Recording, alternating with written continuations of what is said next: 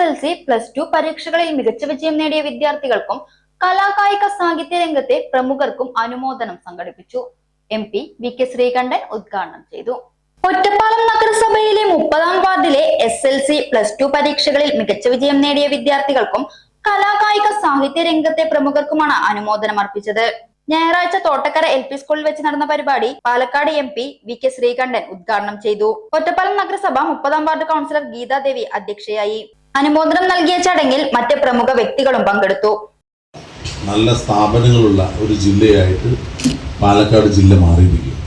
അപ്പം അതിലൊരു പ്രധാനപ്പെട്ട കാരണം ഇതുപോലുള്ള പ്രോത്സാഹനങ്ങളാണ്. ഇപ്പോൾ ഇവിടെ തന്നെ ജയിച്ച എല്ലാ കുട്ടികളെയും വിവിധ മേഖലകളിൽ പിന്നെ കഴിവ് പ്രകടിപ്പിച്ചിട്ടുള്ള അവരെല്ലാവരെയും മികച്ചവരെല്ലാവരെയും വിളിച്ച് ആദരിക്കുകയും അനുമോദിക്കുകയൊക്കെ ചെയ്യുമ്പോൾ അവർക്ക് ലഭിക്കുന്ന ഒരു സന്തോഷം മാത്രമല്ല, വലിയൊരു പ്രോത്സാഹനമാണ്.